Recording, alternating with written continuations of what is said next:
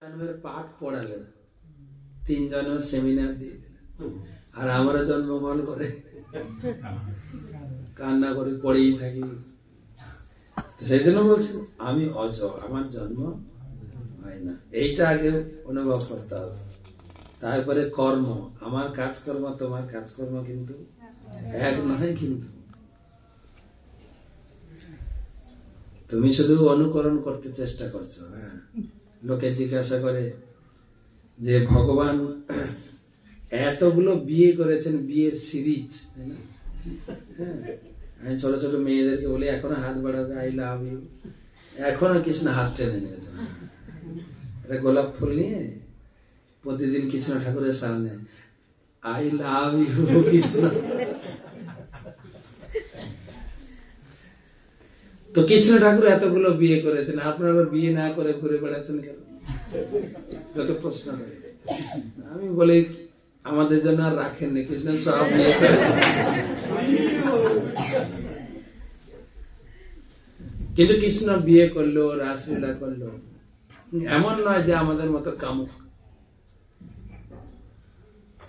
আপনারা যারা বৃন্দাবন পরিক্রমা করেছেন,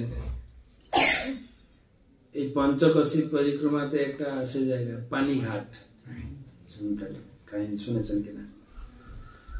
তো একদিন দুর্বাসা মুনি এসেছিলেন বৃন্দাবনে ঘুরতে। তো বৃন্দাবন থেকে কিছুটা দূরে জঙ্গলে বসে তপস্যা করছে। খবর হয়ে গেছে এটা মার্কা মারা লোক। তো মার্কা মারা লোক জানেন, কারো সেবায় সন্তুষ্ট হয়ে গেলে বড় আশীর্বাদ, আর অসন্তুষ্ট হলে সব মার্কা মারা লোক, সবাই চেনে। গোপীরা বলছেন তো দুর্বাসা মুনি এসছেন, চলো একটু দর্শন করে আসি, প্রণাম করে আসি, আমাদের এখানেই বৃন্দাবনের নিকটেই তো নিয়ে এসছেন। তারপরে চিন্তা হলো যে যাবো যখন একটু রান্না বান্না করে নিয়ে যাই। তো ওনার সামনে রাখবো, উনি তো খান না, উনি শুধু দুর্বা ঘাসের রস খান, সেই জন্য তার নাম দুর্বাসা মুনি। তো আমরা সাধু বাবাকে দর্শন করে আশীর্বাদ নিয়ে যখন ফিরবো, রাস্তায় কোথাও একটা ভালো করে জমিয়ে পিকনিক করবো, এই আশা নিয়ে যে যার একদম ভালো ভালো আইটেম হাঁড়িতে রান্না করে মাথায় নিয়ে সবাই চলছেন বৃন্দাবন ছেড়ে। যমুনা পেরিয়ে দুর্বাসা মুনিকে দর্শন করতে যাবেন, কিন্তু যমুনায় ভরা জল, বর্ষাকালে একদম যমুনা ভরা, উপচে পড়ছে জল, যমুনা পেরোবে কি করে? আর গোপীদের একমাত্র লক্ষ্য কি, একমাত্র গতি বলুন কৃষ্ণ কৃষ্ণ কৃষ্ণ। কৃষ্ণ এসে হাজির হয়ে গেছে। কি বলছে, দেখো আমরা দুর্বাসা মুনিকে দর্শন করতে যাব, তুমি তো জানো বৃন্দাবনে দুর্বাসা মুনি এসেছে। হ্যাঁ, যমুনা পেরোবো কি করে? বলে একটা মন্ত্র দেবো, এই মন্ত্রটা জপ করলেই যমুনা তোমাকে রাস্তা দেবে। ঠিক আছে, মন্ত্র বলো। বলে যমুনার কাছে গিয়ে হাত জোর করে বলবে, যমুনা কৃষ্ণ না আকুমার ব্রহ্মচারী। ঠিক আছে, এমন নৈষ্ঠিক ব্রহ্মচারী, কোন মেয়ের দিকে তাকাই না করবে। হ্যাঁ, এই কথা যদি সত্য হয়, যমুনা তুমি আমাদের রাস্তা দিয়ে দাও। আর গোপীরা একে এতে তাকাচ্ছে, আমাদের সঙ্গেই থাকে। বলছে দেখো তোমাদের যেতে হবে ওপারে, যদি আমার কথা বিশ্বাস করে গিয়ে বলো না, কথাটা যদি সত্যি হয় যমুনা রাস্তা দেবে। এখন এদের পেরোতে হবে, আর তো হাসি ঠাট্টা মজা করে লাভ নেই। যমুনার কাছে গিয়ে বলছেন, যমুনা এই কৃষ্ণ নন্দ মহারাজের পুত্র কৃষ্ণ আকুমার ব্রহ্মচারী, কোন মেয়ের সঙ্গে লটর মটর কিছুই নেই।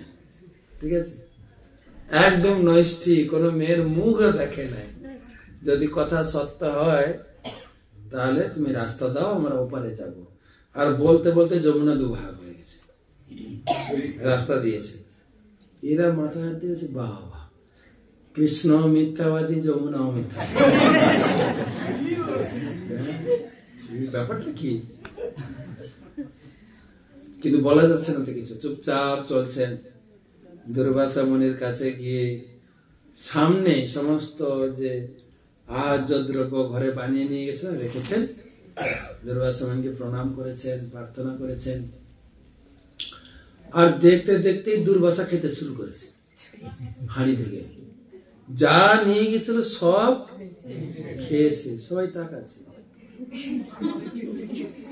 বলছেন না কেন? অভিষেকের ভয় আছে। তাকাচ্ছে চুপচাপ, খালি পাত্র নিয়ে প্রণাম করে চুপচাপ, কেউ কিছু বলছে না। ফিরবেন তখন মনে পড়েছে আসার সময় তো যমুনার রাস্তা দিয়েছিল, কৃষ্ণ ব্যবস্থা করে দিয়েছিল, এখন তো সে রাস্তা তো বন্ধ হয়ে গেছে, আবার ফেরত যাবো কি করে? দুর্বাসা মুনি ঋষি আমাদের ভরা যমুনা প্রেরণের ব্যবস্থা করে দিন। ঠিক আছে, আমি একটা মন্ত্র বলছি, শোনো। যমুনার কাছে দাঁড়িয়ে বলবে, এই যে দুর্বাসা মুনি কেবল দুর্বা ঘাসের রস খায়, কিচ্ছু খায় না। এই কথা যদি সত্য হয়, তুমি আমাদের, এরা চিন্তা করছে সারা দুনিয়াটা মিথ্যাবাদী। আমাদের চোখের সামনে আমাদের খাবারগুলো পুরো খেলো, ব্যাপারটা কি? কিন্তু ভয়ে কিছু বলছে না কেন? একইভাবে যমুনার কাছে এসে বলছেন, যমুনা, এই যে দুর্বাসা মুনি খুব তেজস্বী, কেবল দুর্বা ঘাসের রস খেয়ে থাকে, আর কিচ্ছু গ্রহণ করেন না। কথা যদি সত্যি হয় আমাদের রাস্তা দাও, আমরা পেরোবো। বলতে বলতে সারা দুনিয়া মিথ্যাবাদী। ঘরে গেছেন সবাই, ঘরে পৌঁছে দেখেন যার যার বাড়িতে যা যা রান্না হয়েছিল সব ওই রকমই আছে। দুর্বাসা মুনি ওখান থেকে নিয়ে ঘরে সাপ্লাই দিয়ে। এই কাহিনীর মধ্যে বুঝাচ্ছি ভগবান কামুক না, কিন্তু ভগবান তার ভক্তদের আনন্দ দেওয়ার জন্য সেবা গ্রহণ করাচ্ছেন। কিন্তু যেহেতু আমরা শাস্ত্র পড়ি না, তাই আমরা মনে করি যে কৃষ্ণ এতজন গোপীদের নিয়ে নাচানাচি করেছে, কৃষ্ণ করেছেন এতগুলো মহিলা নিয়ে নাচানাচি, তারটা হলো লীলা। আমি দুই একটা মেয়ে নিয়ে চললে আমাকে মারে কি লাভ? সেজন্য ভগবান বলছেন প্রথমে বুঝতে হবে যে আমার জন্ম কর্ম, আমার জন্ম হয় না, আমি অজ। বুদ্ধি জ্ঞান সমোহ ক্ষমা সত্যম তম সমহ সুখম দুঃখম ভবো ভাব ভয়ম চ অভয়েম চ অহিংসা সততা তুষ্টি তপো দানম যশো যশ ভবন্তি ভাব ভূতানম মত্ত এব পৃথক বিধা। এইগুলো হচ্ছে জ্ঞান, বুদ্ধি, সংশয়, মোহ থেকে মুক্তি। এইগুলো যদি ভক্তের হৃদয়ে প্রকাশ পায় তাহলে ভক্তি ভাবে সে এগোচ্ছে। অহিংসা আসবে এবং সবার প্রতি সম ব্যবহার আসবে, সত্যবাদিতা, ইন্দ্রিয় সংযম, সবসময় সন্তুষ্টি থাকবে যে পরিস্থিতি থাকবে। এগুলো বড় ব্যাখ্যা রয়েছে। মহাশয় সপ্ত পূর্বে চত্বার মনবস্ততা মদভাব মানস জাতা যেসাং লোক ইমা প্রজা। সপ্ত মহর্ষি, 4 জন মহান ঋষি, 14 মনু, এসবই আমার থেকে উৎপন্ন হয়। যদিও দেখা যায় সপ্ত ঋষি ব্রহ্মা থেকে সৃষ্টি হয়েছে, ভগবান বলছেন আমার থেকেই হয়েছে, ব্রহ্মাকে আমি সৃষ্টি করেছি। এতাম বিভূতিম যোগম চ মম যোগেতি তত্ত্বতঃ সো অবিকল্পেন যোগেন যুজ্যতে নাত্র সংশয়। প্রথম কথা হচ্ছে আমার বিভূতি জানতে হবে, আমার সম্বন্ধে প্রচুর পরিমাণে শুনতে হবে, পড়তে হবে, তবে অবিকল্প যোগ এনে তবে তুমি ভক্তিতে টিকে থাকবে। দীক্ষা আমরা পেয়েছি, আমি বড় গুরুদেবের কাছ থেকে দীক্ষা, ছোটখাটো না, আমি একদম ইস্কনের বড় গুরুদেবের কাছ থেকে, বড় গুরুদেবের কাছ থেকে নিক আর যেখান থেকে নিক, যদি নিয়মিত গীতা ভাগবতম না পড়ি, ভগবান সম্বন্ধে যথেষ্ট পরিমাণে জ্ঞান না থাকে, আমার অধঃপতন নিশ্চিত। প্রতিদিন যে বলছেন আমার বিভূতি সম্বন্ধে শাস্ত্র থেকে জানতে হবে, প্রতিদিন পড়তে হবে, প্রতিদিন। সেজন্য মহাপ্রভু দিয়েছেন বলো কৃষ্ণ, ভজ কৃষ্ণ, কর কৃষ্ণ। বলো কৃষ্ণ মানে হরি নাম করো, ভজ কৃষ্ণ মানে কৃষ্ণ পূজা করো, কর কৃষ্ণ শিক্ষা মানে প্রতিদিন গীতা ভাগবত পড়ুন আর শুনুন। আর ঘরে তো গীতা ভাগবতম আছে, কমপক্ষে এই নেট দুনিয়া, নেট আপনি নেটে ঢুকলেই গুরুদেবের ক্লাস, মহারাজদের ক্লাস কত শুনবেন, একদম ভরা রয়েছে। প্রতিদিন নিষ্ঠা সহকারে শুনবে, তাহলে ভগবান বলছেন তবে তুমি ভক্তিতে টিকে থাকবে, না সংশয়। না হলে কিন্তু খেয়ে দিয়ে মোটামুটি, হ্যাঁ, প্রতিদিন আমাদের নাম মঠের প্রোগ্রাম, ফিস্ট আর ফিস্ট, ভালো দিন কেটে যাচ্ছে, কিন্তু দিন এমনি কেটে যাচ্ছে। লাভ আপনি বলবেন, আপনি মহারাজ আপনি এরকম কেন বলছেন, লাভ কিছু হলো না। আমি বলছি না, ভাগবত আমি বলেছি ধর্ম সনুষ্ঠিত পুংসাম বিশ্বক্সেন কথা সুজ না উৎপাদয়েত যদি রতি শ্রম এবহি কেবল। যদি ভক্তিতে আমি এগোচ্ছি কিনা কি করে মাপবো? বলতে তো পারেন আমি অনেক দিনের সিনিয়র ভক্ত, মানে সিনিয়ররা এত অহংকারী হয়ে যায়, সিনিয়র নামটা মুখ থেকে বেরোয় না।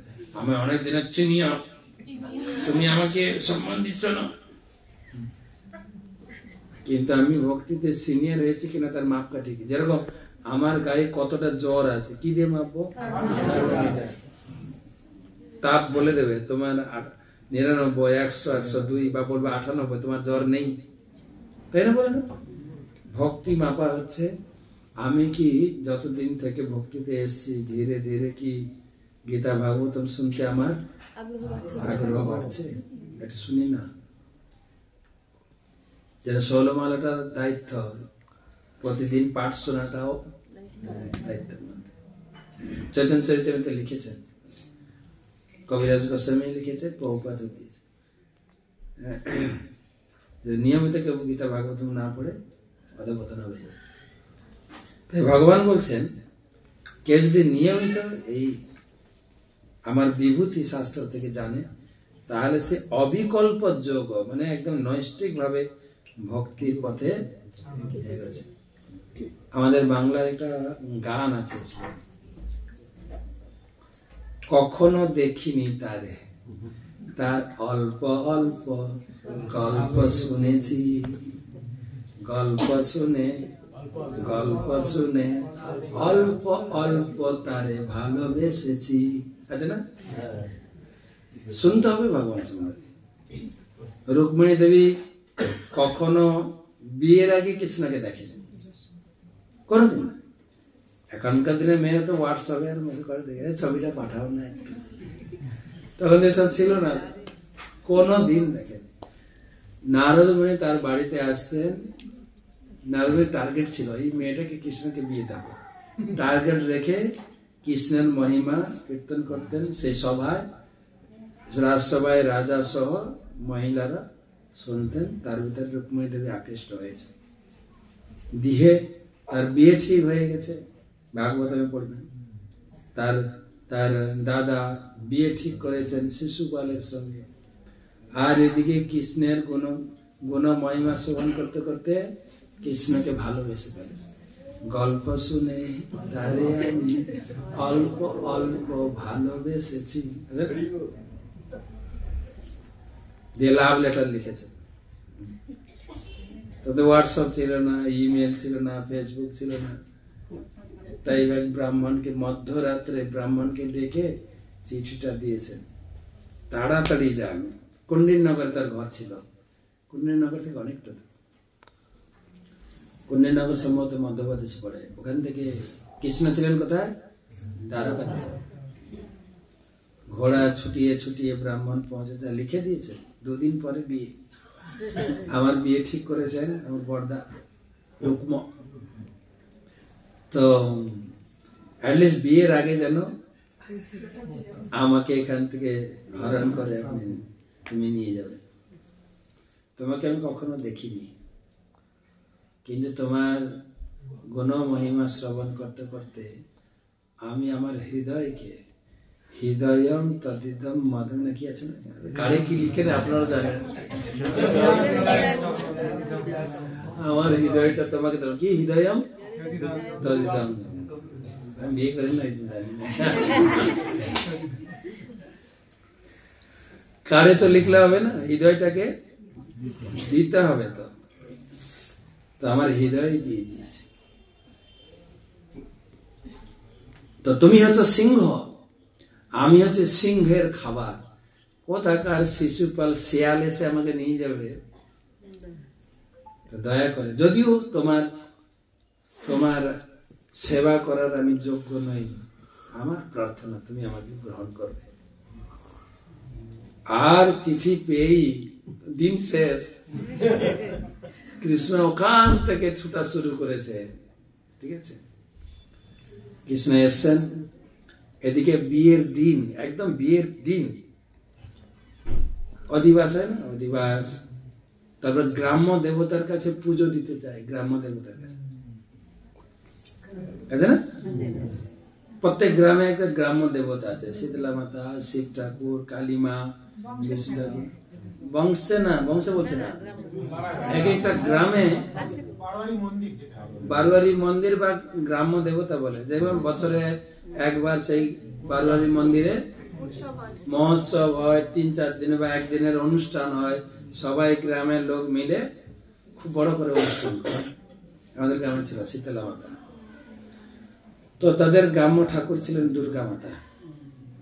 মা দুর্গার কাছে পূজা করতে যাবেন, রাজকুমারী তো রাজার কন্যা, সে যাচ্ছে, তার কত পিছনে কত দাসী মায়েরা সব সেজে গুজে যাচ্ছেন, শঙ্খ ঘন্টা কি বলে বরণ ডালা সব নিয়ে, ব্রাহ্মণদের বেদধ্বনি, ঢাক ঢোল ব্যান্ড পার্টি, বিশাল একটা শোভাযাত্রা নিয়ে যাচ্ছেন। আর রুক্মিণীর চলাটা খুব ধীর হয়ে গেছে, 2 নম্বর গিয়ারে চলছে। কেন? যতটা সময় কাটানো যায়, যদি কৃষ্ণ আসলেও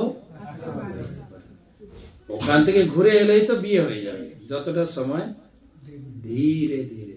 বলা হয়েছে গজগতি, গজগতি মানে হাতি কেমন চলে, দৌড়ায় না কেন, চলছে। আর দিকে জোরদার একটা উৎসবের মতো চলছে।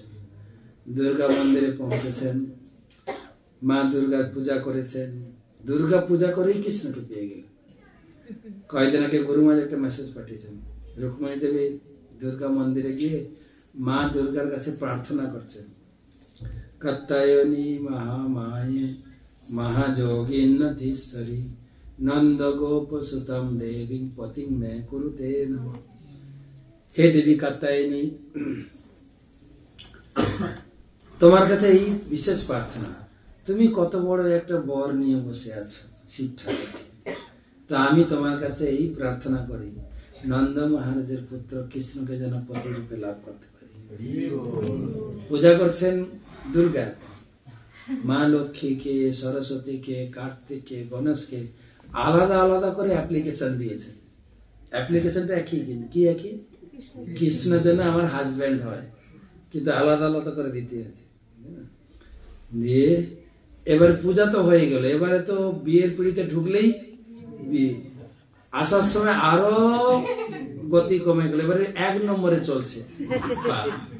আগে তো 2 নম্বরে ছিল, এখন 1 নম্বর গিয়ারে চলছে, হাঁসের মতো চলছে। হাঁস চলে চলছে রাস্তা, আর খুব উদ্বেগ, যদি কৃষ্ণ না আসে। কৃষ্ণ তো হোয়াটসঅ্যাপে বলেনি তো যে আমি যাচ্ছি, বলেন, উনি জানেনই না যে কৃষ্ণ আসবে কি না, আদৌ যে আসবেন কি না জানেন না, ঝরঝর করে চোখে জল নেমে যাচ্ছে। এই তো বিয়ের পিড়ি এসে গেল, ধীরে ধীরে আস্তে আস্তে আস্তে আস্তে বিয়ের সভায় পৌঁছে গেছে।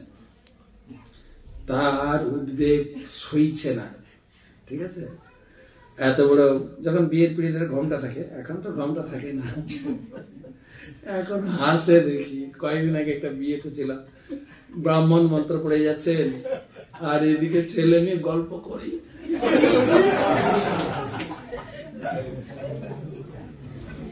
আর ব্রাহ্মণ মন্ত্র পড়ছে, যে কথাটা ছেলেকে বলছে ছেলে হয়তো বুঝতে পারছেন, মেয়ে বলে দিচ্ছে এটা করো এটা করো, আর ছেলে বলে দিচ্ছে মেয়েকে এটা করো।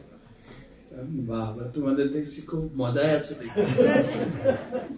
তারপরে শুধু না দেখলাম, ভিডিও দেখলাম, আমি তো গেছিলাম একটু আশীর্বাদ দিয়ে চলে এলাম, তারপরে ভিডিও দেখছি বিয়ে শেষে নাচছে। বাপরে বাপ, কি চল এসে গেল এখন।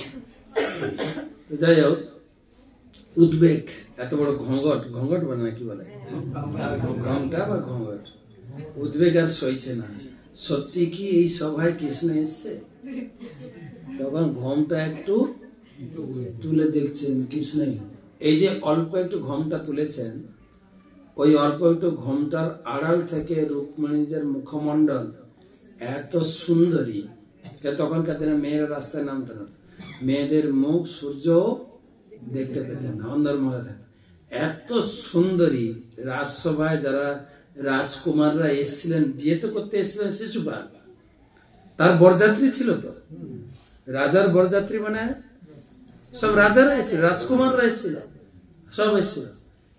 এত সুন্দরী মেয়ে, সব অজ্ঞান হয়ে চেয়ার থেকে ঢক ঢক করে সব পড়ে গেছে। রুক্মিণীর এইটুকু সৌন্দর্য থেকে। আর কৃষ্ণ পিছনে দাঁড়িয়েছিল, কৃষ্ণ হেঁটে হেঁটে এসে বলছে, হাত বাড়িয়েছে, Rukmini I love you too. রথে তুলে নিয়ে অনেক দূর চলে গেছেন। কতক্ষণ পরে এদের জ্ঞান ফিরেছে, হুঁশ ফিরেছে।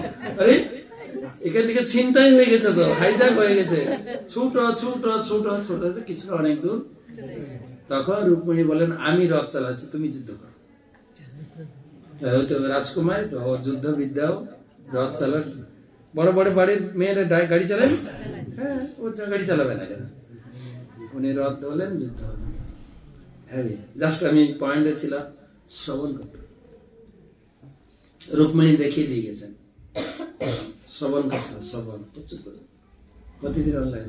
আমি এই গীতা ক্লাস, ভাগবতম ক্লাস প্রতিদিন সন্ধ্যে 7:30, প্রতিদিন সোম থেকে বুধবার, বৃহস্পতিবার চৈতন্য ক্লাস, আর রবিবার ঝগড়াঝাটির টক শো। ঝগড়াঝাটি, বিভিন্ন প্রশ্ন উত্তর নিয়ে। তো ভক্তি বিজয় ভাগবত স্বামী মহারাজ সাবস্ক্রাইব করবেন, পেয়ে যাবেন। তো আমাদের মুখ একটা, মুখ কটা, কান কয়টা, যা বলবেন ডবল শুনবেন। কান দুটো, কিন্তু মুখ, কিন্তু আমাদের উল্টো হয়, মানে বকি বেশি।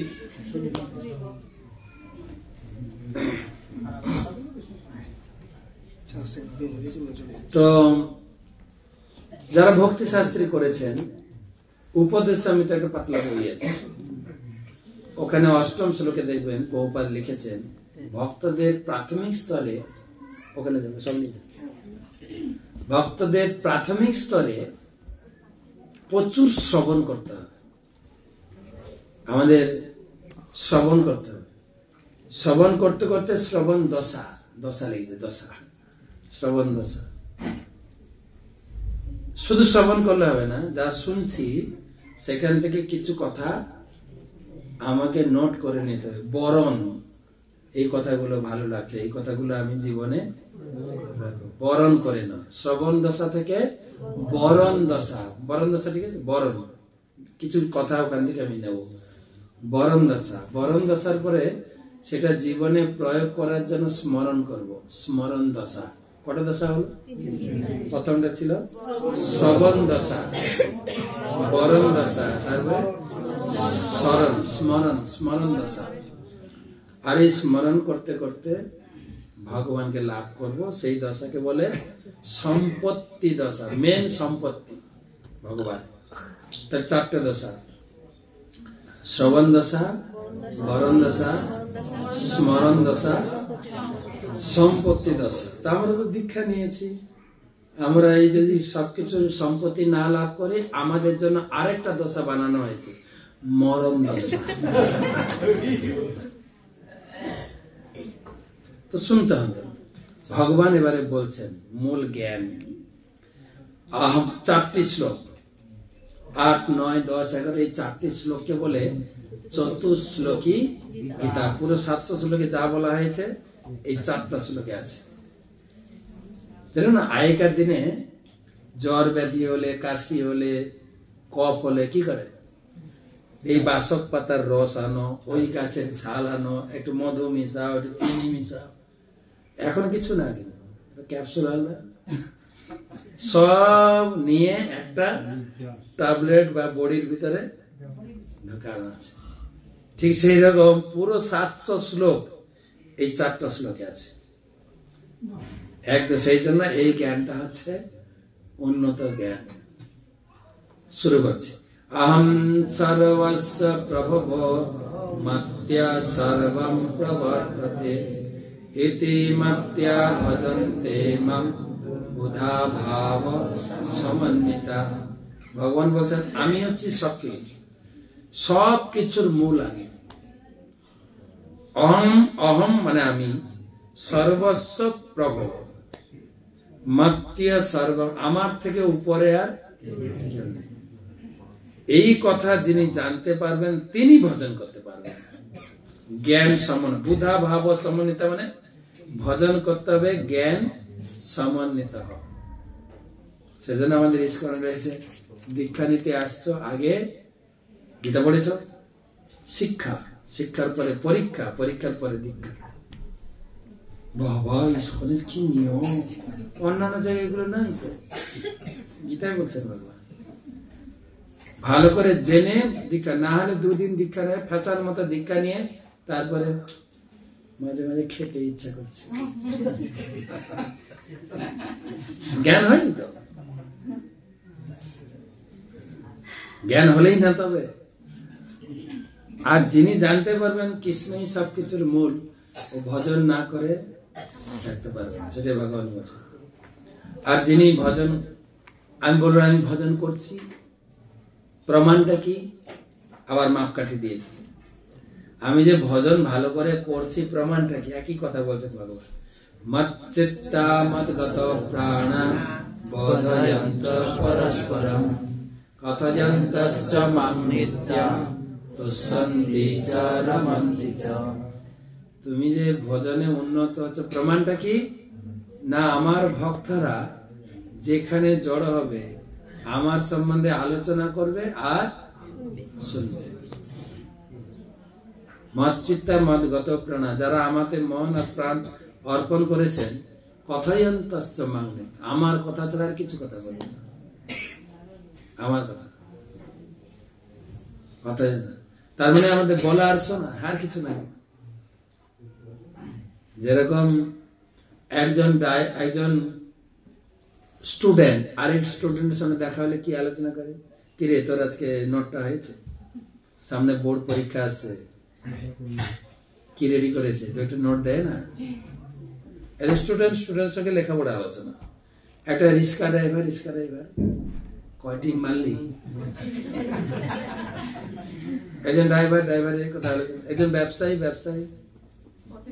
এবারে পুজোতে না ব্যবসা হবে না, ব্যবসা আলোচনা, ঠিক না? রাজনৈতিক লোক রাজনীতি, ঠিক ভক্তের কথা, ভগবানের কথা বলবে, শুনবে, লাভটা কি হবে?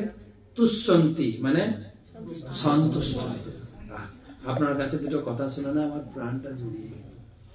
কয়েকদিন আগে আমরা দামোদর ব্রত পালন করলাম। তব কথামৃতম, গোপী গীত করছিলাম না? তব কথামৃতম তপ্ত জীবনম কবি বিড়িতম কলমসা। গোপীরা বলছেন যে আমাদের সংসার জীবনের শরীরটা একদম তাপে জ্বলছে, কৃষ্ণ তোমার দুটো কথা শুনলে না শরীরটা শীতল। তব কথা অমৃতম, তব কথা অমৃতম তপ্ত জীবনে। তপ্ত জীবনে তোমার অমৃতময় কথা হচ্ছে শীতলতা। তাই ভক্ত যত কথা শুনবে, যত পড়বে, যত আলোচনা করবে, তুষ্যন্তি আর রমন্তি মানে আনন্দ। ভক্তের আনন্দ কিসে? ভগবানের কথা শোনা। আমার অবশ্য সেই পর্যায়ে এখনো যাই নাই। যদি বলা হয় মহারাজের ক্লাস চলতে থাকবে আর নিচে প্রসাদ শুরু হয়ে গেছে, আপনারা যারা চান এখানে বসে ক্লাস শুনুন, কি করবেন? আমি তাকাবেন পাশে কেউ উঠছে তো, কেন আমরা ওই কথা শুনেছিলেন পরীক্ষিত মহারাজ 7 দিন খাননি, 7 রাত খাননি। তাই কপিল দেব বলছেন শতাং প্রসঙ্গাত মম বীজ সংবিদ ভবন্তি হিতকর্ণ রসায়না কথা তজ্জোষনাৎ আশু অপবর্গ বর্তমানি সধারধি ভক্তি অনুক্রমিস। শতাং প্রসঙ্গাত মম বীর্য সংবিদ ভবন্তি হিতকর্ণ রসায়না কথা। যে ভক্তের একটা লক্ষণ হচ্ছে যে ভাগবতম থেকে আমার লীলা কথা কাউকে শোনাবে, না হলে নিজে শুনবে। লাভ কি হবে? হৃদ কর্ণ রসে ভরে যাবে। আমরা হিত কর্ণের রসটা অতটা অনুভব করি না, আমরা জিহ্বার রসটা বুঝি। যাহা প্রসাদ হয়েছে না একদম লেগেই আছে।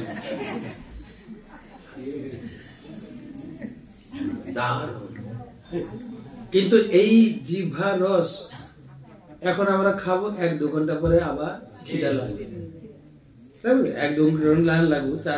দুপুরে খাচ্ছে, রাতে তো খিদা লাগবে। কিন্তু এই রস হৃদয় আর কানে তৃপ্তি। হৃদয় যদি আপনার তৃপ্তি হয়ে যায়, খাওয়ার লাগবে কি? পরীক্ষিত মহারাজের সামনে সুখদেব গোস্বামী যখন প্রবচন দিচ্ছিলেন, তিনি তো ব্রত করেছিলেন, অনশন ব্রত। পয় উপবসন মানে, পয় মানে জল, নির্জল, জলও খাবেন না। 2 দিন পাঠ দিয়েছেন, তারপরে পাঠ বন্ধ করে দিলেন। তো পরীক্ষা ধরপড় করলেন, গুরুদেব পাঠ বন্ধ করলেন কেন? তুমি 2 দিন খাওনি, ক্লান্ত শ্লান্ত হয়ে যাচ্ছ নাকি, দুর্বল হয়ে যাচ্ছে? গুরুদেব একটা কথা বললি? হ্যাঁ বলো। আমার প্রতি একটা আশীর্বাদ আছে, জানো, যা কারণ নেই। আমি মরবো 7 দিন পরে। এখন যদি আমি না খাওয়া দাওয়া করি, জল পান করছি না, খাচ্ছি না, পেটে গ্যাস্ট্রিক আলসার হয়ে যাবে, কিন্তু মরবো না। যা হোক আমি মরবো না। মরবো কবে? 7 দিন পরে। কথা তো বলুন, সময় চলে যাচ্ছে। আর একটা কথা হচ্ছে, ভাত ডাল সবজি আমরা খাই, আর আপনার মুখারবিন্দ থেকে আমি অমৃত পান করছি। এই অমৃত পান করার পর ভাত ডাল খেতে লাগবে? হে গুরুদেব, অমৃত পান করান, অমৃত। তো সেই স্থলে যদি ভগবান কখনো কৃপা করে, সেটাই ভগবান বলছেন, আমার ভক্তের লক্ষণ হচ্ছে কথা শুনবে আর বলবে আর আনন্দ পাবে। আনন্দ তেষাং সতত যুক্তানাং ভজতাং প্রীতিপূর্বকম দদামি বুদ্ধি যোগম তম যেন মাম উপজানতি তে। কেউ বলে আমি তো পড়তে পারি না, শুনলে মনে রাখতে পারি না। ভগবান বলছে আমি বুদ্ধি সাপ্লাই দেবো, তোমার যা দরকার। তোমার যদি বুদ্ধিও লাগে, ভগবানের কাছে গিয়ে ভগবান মনে থাকছে না যে আপনি বলেছেন না বুদ্ধি দেবেন, একটু দেন না প্লিজ। ভগবান বুদ্ধি দেবেন, ভগবান বলছেন। আর যদি নাও মাগতে আসে, তেষাম এবানুকম্পার্থম অহম অজ্ঞানজম তম নাশয়ামি আত্মভাবস্ত জ্ঞান দীপেন ভাস্যতা। আমি তার হৃদয়ে বসে জ্ঞানের প্রদীপ চালাবো। আর জ্ঞান প্রদীপ যেরকম লাইট জ্বলছে, লাইট জ্বলার সাথে সাথে অন্ধকার, জ্ঞানের প্রদীপ জ্বললে হৃদয়ে সমস্ত অন্ধকার। এই হচ্ছে মূল 4টা শ্লোকের 4th অধ্যায়, 10ম অধ্যায়ের জ্ঞান। তো একটু তাড়াতাড়ি শেষ করে দিই। এই 4টা শ্লোক শোনার পরে অর্জুন বলছেন, অর্জুন উবাচ পরম ব্রহ্ম পরম ধাম পবিত্রম পরমম ভবান পুরুষম শাশ্বতম দিব্যম আদি দেবম অজম বিভম আহুস্তম ঋষয়ো সর্বে দেবর্ষি নারদস্ততা অসিত দেবলো ব্যাস স্বয়ং চৈব ব্রবীষ্মে। হ্যাঁ ঠিক, তুমি পরম ব্রহ্ম, তুমি পরম ধাম, তুমি আশ্রয়, তুমি পরম পবিত্র। এই কথা একদম সত্য। শুধু তুমি বলছো না, এই কথা অসিত দেবল নারদ মুনিও বলেছে। এই কথা সত্য। তুমি যা আমাকে জ্ঞান দিলে, সর্বমে তৃতং মান্যে জন্মাং বদসি কেশব নহি তে ভগবান ব্যক্তিং বিদুর দেবান দাবনবা। এ কথা সত্য। তোমার তুমি যা যা বললে পুরোটা সত্য বলে মানি। ভগবত গীতার সব শিক্ষা বা শাস্ত্রের সব শিক্ষা সত্য বলে গ্রহণ করতে হবে। হার নিলে হবে না, হার নিলে। এই গীতার অনেক অপব্যাখ্যা লোকে করে। গীতায় লেখা আছে যে যথা মাং প্রপদ, তুমি যাকে তাকে ভজনা করো, মানেটা এরকম না। একজন বলছে ভগবান চা খেতে বলেছে, আমরা খাবো না কেন? কোথায় বলেছে? ওই গীতায় বলেছে সর্বস্ব চা অহম, চা আমাকে ভোগ দাও। কথাটার মানে আছে সর্বস্ব চা মানে আমি সর্বত্র অবস্থান করছি। সর্বস্ব চ অহম, ও লাগিয়েছেন চা অহম, চা আমাকে দাও। একটা জায়গায় গীতার পাঠ দিচ্ছি, সবাই গীতা পড়বেন, গীতার মতো চলবেন। এক বৃদ্ধ হাত তুলে বলছেন, মহারাজ কি বলেন? আমি গীতার নীতি, গীতার উপদেশ অক্ষরে অক্ষরে মেনে চলি। আপনাকে দেখে তো মনে হচ্ছে না যে আপনি নিয়মিত গীতা পড়েন। মানে গীতার শেষ উপদেশ ভগবান কি বলেছেন? সর্বধর্মান পরিত্যাজ্য। আমি সব ধর্ম বাদ দিয়েছি, সর্বধর্মান পরিত্যাজ্য। আমি কোন ধর্মকর্ম করি না। গীতায় কৃষ্ণ বলেছেন সর্বধর্মান, ঠিক আছে না? এটা বলে অর্ধেকটা নিয়েছে আর অর্ধেকটা, তারপরে কি আছে? ওইটা আর নেয়। ছিল ভক্তি সিদ্ধান্ত সরস্বতী ঠাকুর একটা গল্প বলেছেন। একটা হাঁস ছিল না, মুরগি ছিল। মুরগি প্রতিদিন সোনার ডিম দিত একটা কৃষকের বাড়িতে, প্রতিদিন একটা করে সোনার ডিম। তো পেতে পেতে এত লোভ বেড়ে গেল, চিন্তা করছেন, ডিমটা আসছে পিছন থেকে, ডিমটা আসে পিছন দিকে, খায় সামনে থেকে। তাহলে সামনে খরচা। আচ্ছা, খরচাটা যদি বাদ দেওয়া হয় তাহলে শুধু প্রফিট পাবো, শুধু লাভ, শুধু লাভ। গলাটা কেটে দিয়েছে, প্রফিট আসাও বন্ধ হয়ে গেছে। তাই তো এগুলো অর্ধ কোটি নেয়। সেজন্য সর্বমেত দৃত, তুমি যা যা বলেছ সব একদম সঠিক কথা। স্বয়মেবাত্মা আত্মানং বেত্তং পুরুষোত্তম ভূত ভাবেন ভূতেশ দেব দেব জগৎপতি। তুমি সবকিছুর ঈশ্বর। ভক্তম অহর্ণে অশেষেন দিব্য আত্মা বিভূতয় যা বিভূতি বিলোকান ইমাম স্তং ব্যাপ্য তিষ্ঠতি কথং বিদ্যা অহম যোগিন তং সদা পরিচিন্তয়ম কেষু কেষু চ ভাবেষু চিন্তয়সি ভগবত মায়া। তুমি যা যা বলে আমি স্বীকার করি। এখন তোমার কাছে একটা প্রার্থনা, তুমি কি কি রূপে জগতে আছো, যাতে আমি সবসময় তোমাকে চিন্তা করতে পারি। কত সুন্দর, এটাই বলবেন ভগবান। বিস্তেরণাত্মন যোগম বিভূতিম চ জনার্দন ভূয় কথয়তে তে শ্রীণত নাস্তি মেহৎমিতম। যে তুমি কি কি রূপে জগতে ব্যাপৃত আছো, তুমি বিস্তার করে বলো। শ্রী ভগবান উবাচ হন্তাতে কথয়স্যামি দিব্যাত্মা বিভূতয় প্রাধান্যতঃ কুরু শ্রেষ্ঠ নাস্তন্ত বিস্তরসমে। বিস্তার বলা সম্ভব নয়, আমি কিছু কথা তোমাকে বলছি, শোনো। অহম আত্মা গুড়া কেশ সর্বভূতাস স্থিত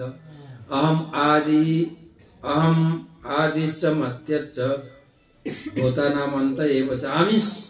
আমি সমস্ত জীবের পরমাত্মা, আমি সর্বভূতের আদি মধ্য অন্ত। তোমার জন্মের আগেও তোমার সঙ্গে ছিলাম, এখন আছি, মৃত্যুর পরেও থাকবে। এই কথা ভগবান বলছেন। গতকাল তো বলেছিলাম। আর এলআইসির লোকেরা বলে জীবনকে সাধ্বী, জীবনকে এজেন্টরাও মরে যাবে, ওরা কি থাকবে? থাকবেন ভগবান। আমি আগে ছিলাম, এখন আছি, পরে থাকবো। আদি মধ্য অন্ত, ভগবান বলছেন। আদিত্যানাম অহম বিষ্ণু জ্যোতিষাম রবি অংশুমান মরিচি মরুতস্মান্মে নক্ষত্রাণাম অহম শশী। আমি আদিত্যের মধ্যে বিষ্ণু, জ্যোতিষ্কের মধ্যে সূর্য, নক্ষত্রের মধ্যে আমি চন্দ্র। বেদাহম সমবেদস্মি বেদনা দেবানাস্মি বাসব ইন্দ্রিয়াণাম মনস্তান্মি ভূতানামস্মি চেতনা। আমি সমস্ত বেদের মধ্যে সামবেদ, দেবতার মধ্যে ইন্দ্র, রুদ্রাণাম শঙ্করশ্চাস্মি ভিত্তেশ যক্ষরক্ষসাম বসুরাম পাবকশ্চাস্মি মেরু শিখরিণাম অহম পুরোধসাম চ মুখ্যাম মাম বিদ্ধি পার্থ বৃহস্পতিম সেনানী নামহম স্কন্দ সরমসামস্মি সাগর। আমি পুরোহিতদের মধ্যে বৃহস্পতি এবং সেনাপতির মধ্যে কার্তিক, জলাশয়ের মধ্যে সাগর। সাগর দেখলেই সাগরের রং নীল, আকাশের রং নীল, ভগবানের রং নীল। কেন? সাগর দেখলেই ভগবানের মনে আসবে। কেন? এই নীল কথাটা মানে হচ্ছে, নীল মানে অনন্ত, সাগর শেষ নেই, আকাশেরও, ভগবানও অনন্ত। সেজন্য বলছে সাগর দেখলে আমার কথা মনে আসবে। মহর্ষি নাম ভৃগুরহম গিরামস্ম্যাম অক্ষরম যজ্ঞানাম জপ যজ্ঞস্মি স্থাবরানাম হিমালয়। আমি মহর্ষির মধ্যে ভিগু, যজ্ঞের মধ্যে জপযজ্ঞ, হরিনাম জপযজ্ঞ, আর স্থাবর সময়ের মধ্যে হিমালয়। হিমালয় দেখলে মনে পড়ে এই ভগবান। অশ্বস্ত সর্বভিক্ষানাম দেবর্ষীনাম চ নারদ গন্ধর্বাণম চিত্ররথ সিদ্ধানাম কপিল মুনি। গাছের মধ্যে আমি হচ্ছি অশ্বত্থ, অশ্বত্থ গাছ। হিন্দুদের কাছে অশ্বত্থ গাছ পূজনীয়, পূজা করে। আমার বাড়িতে দেখতাম আগে, এখন তো গ্যাস ওভেনে এসে গেছে, আগে আমরা কাঠের আগুনে রান্না হতো। সব গাছ ব্যবহার করবে, বট আর অশ্বত্থ সম্মান। এবং বৈশাখ মাসে জল দান, অনেকে পূজা করে জল দান, অশ্বত্থ। উচ্চৈশ্রব সমস্যানাম বিদ্ধি মাম অমৃতোদ্ভবম ঐরাবতম গজেন্দ্রানাম নরানাম চ নরাদি। এই জগতে রাজা হচ্ছি আমি, রাজার মধ্যে আমার প্রকাশ রয়েছে। আয়ুধানাম অহম বজ্রম ধেনু নামস্মি কামধু প্রজনচাস্মি কন্দর্প সর্প নামস্মি বাসুকি। সাপেতের মধ্যে আমি বাসুকি এবং সন্তান উৎপাদন আমি হচ্ছি কাম। অনন্ত চাস্মি নাগানাম বরুণ জাত সামহম পিতৃনাম অর্জমা চাস্মি যম সংযতামহম প্রহ্লাদ চাস্মি দ্বৈতানাম কালো কলয়তামহম মৃগাণাম চ মৃগেন্দ্রায়ম বৈনতেয়শ্চ পক্ষিণাম। আমি অসুরদের মধ্যে প্রহ্লাদ। পাবন পবতাশ্চাস্মি রাম শাস্ত্র পিতামহম শ্মশানাম মকরশ্চাস্মি স্রোত শাসমস্মি ভা জাহ্নবী। আমি নদী সমূহের মধ্যে গঙ্গা, মৎস্যতের মধ্যে মকর, পবিত্রকারী বস্তুদের মধ্যে বায়ু। স্বর্গানাম আদি অন্তস্য মধ্যম চৈবা চৈবা অহম অর্জুন আধ্যাত্ম বিদ্যা বিদ্যানাম বাদ প্রবদতামহম অক্ষরনাম অক্ষরস্মি দ্বন্দ্ব সামসিকস্য চ অহমেবা ক্ষয় কালো ধাতা অহম বিশতো মুখম মৃত্যু সর্বরশ্চাহম অদ্ভুতশ্চ ভবিষ্যতাম কীর্তি শ্রীবাক্স্ত নারীণাম স্মৃতির মেধা ধিতির ক্ষমা। হরণকারীর মধ্যে যতজন চোর ডাকাত যা যা আছে, হরণকারীদের মধ্যে মেন হরণকারী হচ্ছে মৃত্যু। আমি মৃত্যু রূপে আসবো, আমি মৃত্যু, মৃত্যু সর্বরশ্চাহ। আমাকে এই মন্দিরে লোককে আমরা ডাকি না, আজকে ওখানে অনুষ্ঠান আছে, নাম আছে, চলুন। সময় কোথায়? মন্দিরে আসার সময় নেই। ভগবান বলছেন তুমি আসছো না তো আমি যাব, আমি তোমাকে দেখা দিয়েছি, তবে এই ঠাকুর রূপে যাব না। কি রূপে যাব? মৃত্যু রূপে তোমার সবকিছু হরণ করে। আর স্ত্রী লোকেদের মধ্যে 7টা গুণ দেখা যায়, সেগুলো আমি। কোন স্ত্রী লোককে দেখে তুমি যেন আকৃষ্ট হয়ে না। স্ত্রী লোককে সুন্দরী বা কোনো কিছু, স্ত্রী লোকের মধ্যে কিছু প্রভাব দেখলে সেটাও মনে করবে এটা ঈশ্বরের প্রকাশ। কি কি আছে দেখে? কীর্তি, স্ত্রী লোকেরা কীর্তি মানে শ্রীবাক, শ্রী মানে সৌন্দর্য, বাক সংযম, বাণী তাদের ভাষা মিষ্টি, তাই জন্য তারা সুন্দর গান করতে পারে। শ্রী বাক কীর্তি, যেখানে বলছেন শ্রী কীর্তি বাণী স্মৃতি মনে রাখতে পারে, মেধা ধৃতি, আর লাস্ট হচ্ছে ক্ষমা। ক্ষমা গুণটা পুরুষদের মধ্যে কম থাকে, অধৈর্য। সেজন্য দেখা যায় পুরুষদের মধ্যে বা ঘরের পরিবারে মায়ের কত ধৈর্য, না খেয়ে দিয়ে সবাইকে খাইয়ে দাইয়ে দিই লাস্টে। এখনকার দিনে সব এই ধৈর্য নেই, একসঙ্গে বসে খাবো। ভগবান বলছেন স্ত্রীর মধ্যে এই 7 সৌন্দর্যের প্রকাশ, সেটাও আমার বিভূতি। বৃহৎ সাম তথা সাম নাম গায়ত্রী ছন্দ সামহম মা সানাম মার্গশীর্ষয়ম অমৃতম মৃত্যু নাম কুসুমাকর। আমি মাসের মধ্যে হচ্ছি অগ্রহায়ণ, মার্গশীর্ষ মাস। দূতম ছলয়তামস্মি তেজ তেজসী নামহম জয়স্মি ব্যবসায়স্মি সত্যম সত্যবতামহম। আমি হচ্ছি যত ছলনা করি তার মধ্যে দ্রুত ক্রীড়া। কৃষ্ণাম বাসুদেবস্মি পাণ্ডবানাম ধনঞ্জয় মণিনাম অপি অহম ব্যাস কবি নাম সোনা কবি। পাণ্ডবদের মধ্যে আমি ধনঞ্জয়। দণ্ড দণ্ডতামস্মি নীতিরস্মি জিগীষতাম মৌনম চৈবাস্মি বরিহানম জ্ঞানম জ্ঞানগতামহম। যদ্যপি যচ্চাপি সর্বভূতানাং বীজম তদম অর্জুন ন তদন্তি বিনা যৎ সৎময়া ভূতম চরাচরম নান্তস্তি মম দিব্যানাম বিভূতেনাম চ পরম তপ এষ তদুদ্দেশ্যত প্রোক্ত বিভূতিরস্ময়। এখানে 72টা বিভূতির কথা আছে। আমি যা শ্লোকগুলো পড়লাম আপনারা পড়বেন। ঘর থেকে বেরোলেই বা ঘরে থাকলেও সব জায়গায় কৃষ্ণকে দর্শন করতে পারবেন যদি এই অধ্যায়টা পড়েন। সেই জন্য বলছেন তুমি 10ম অধ্যায় পড়লে আমার দর্শন পাবে। গাছের মধ্যে অস্বস্থ গাছ দেখলেই মনে পড়বে এ তো ভগবান। জল দেখলেই মনে পড়বে ভগবান। আকাশ দেখলেই মনে পড়বে ভগবান। সূর্য দেখলে ভগবানের চোখ, চন্দ্র দেখলে ভগবানের চোখ। তো আমি বিস্তার বলছি না, আরো রয়েছে, সংক্ষেপে বললাম। কি বলবো অর্জুন?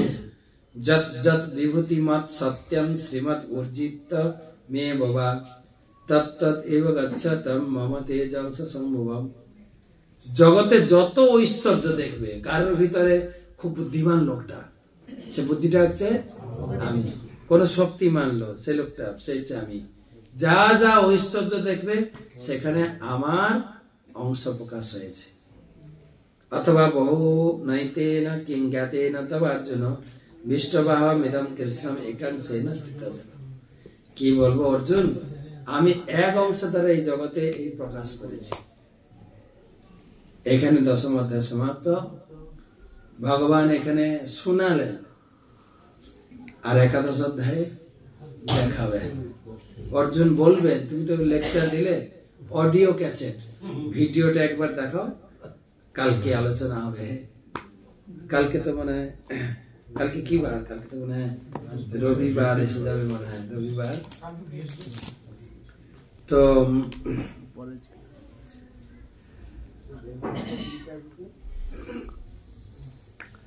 10ম অধ্যায় পড়লাম না, 10ম অধ্যায় আমাদের আসবে। আমরা পরবর্তীতে আলোচনা করবো একাদশ ভিডিও। ভগবান দেখাবেন কার ভিতরে তিনি কি রূপে আছেন। ঠিক আছে, আজকে এই পর্যন্ত রাখি। এই গীতা জয়ন্তীর মাসে অযোধ্যা রাম মন্দির উদ্ঘাটন উপলক্ষে যে সমস্ত ভক্তরা গীতা দান করেছেন তাদের একটু লিস্ট পড়ে দিই। গীতা নায়ক 4টি গীতা, মানসী মাইতি 8টি গীতা, কার্তিক দেবনাথ 6টি গীতা, মুম্বাই JSS 46টি গীতা, সদানন্দিনী কেশবী দেবীদাসী 12টি গীতা, মালিনী মমতাবতী দেবীদাসী 12টি গীতা, কলহংসী ললিতা দেবীদাসী 6টি গীতা, শান্তলা দেবী 11টি গীতা, বর্ষা ভয়ঙ্কর 2টি গীতা, বিনীতা সুরেশ নায়ক 4টি গীতা, মাধবী কমলাক্ষী দেবী দাসী আসাম থেকে একটি গীতা, সোম সুগুণাময়ী কেশবী 16টি গীতা, রবিলোচন গৌরাঙ্গ দাস 21টি গীতা, ভাগ্যবতী হারিণী 11টি গীতা,